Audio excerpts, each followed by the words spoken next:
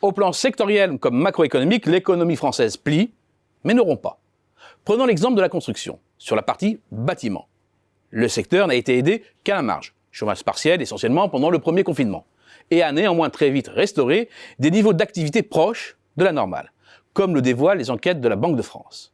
À 96%, l'activité s'est située en janvier dernier à un niveau voisin de ceux qui prévalaient avant la crise, et février devrait s'inscrire sur la même tendance selon les entrepreneurs interrogés. En proue, la demande de travaux de rénovation est en pleine ébullition, et le boom va durer au moins jusqu'à la fin de l'année, et certainement au-delà. Les constructeurs disposent ainsi de 8 mois d'activité en carnet de commandes devant eux, et peinent à répondre à la demande, d'autant plus qu'ils éprouvent des difficultés à recruter. 42% des entreprises du bâtiment ne peuvent accroître leur production. C'est plus de 10 points supérieur à la moyenne de long terme. En amont, les bons chiffres du négoce de matériaux de construction confirment cette impression d'un bon niveau d'activité et d'une croissance durable pour toute la filière. Autre exemple, l'industrie manufacturière. La remontée a été plus laborieuse et moins complète que dans le bâtiment, et les entreprises ne tournent pas encore à pleine capacité. Mais il y a du mieux. Les chefs d'entreprise anticipent même une légère amélioration pour le mois en cours. Cette vision macroscopique est néanmoins écrasante et ne rend pas compte de la diversité des trajectoires. La résistance s'articule en fait autour de 3 principaux pôles: la chimie, la pharmacie et les industries agroalimentaires malgré le décrochage des boissons. Les niveaux d'activité sont proches des niveaux jugés normaux et le taux d'utilisation des capacités de production se situe nettement au-dessus de la moyenne de l'ensemble de l'industrie et même au-dessus des moyennes de long terme de ces différentes branches. Compte tenu des carnets de commandes, il semble bien que la tendance à l'amélioration dans ces professions est inscrite pour durer. Pris sur l'angle macroéconomique maintenant, les éléments de résistance sont bien identifiés.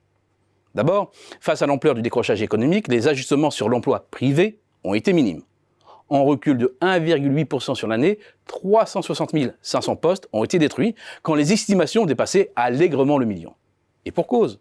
En 2009, la baisse de l'emploi a atteint la même intensité pour un décrochage du PIB quasiment 4 fois moindre. Autant dire que le choc a été considérablement amorti par les différents mécanismes d'aide mis en place par l'État, principalement le chômage partiel. Cela a notamment permis d'éviter un effondrement du revenu des ménages et finalement la perte de pouvoir d'achat par unité de consommation, qui intègre l'évolution du nombre de ménages et leur composition, a été seulement de 0,9% l'année dernière, soit quasiment un rapport de 1 à 10 par rapport au décrochage du PIB.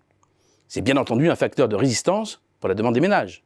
D'ailleurs, dès que les mesures sanitaires s'allègent, un grand coup d'accélérateur est donné, d'autant qu'une partie des consommateurs se retrouve avec une réserve d'épargne constituée pendant les périodes de confinement.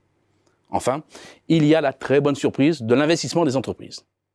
Là aussi, compte tenu de l'ampleur de la récession, une chute très violente était attendue. Le cycle de l'investissement amplifiant à la hausse, comme à la baisse, le cycle économique. Or, le recul a été du même ordre de grandeur. Mieux, alors que le PIB se contractait au 4e trimestre, l'investissement, lui, continuait sa progression. La tendance semble bien ancrée, notamment dans l'industrie. Interrogés en janvier 2021, les chefs d'entreprise de l'industrie manufacturière prévoient un fort rebond de leur investissement en hausse de près de 10% en valeur.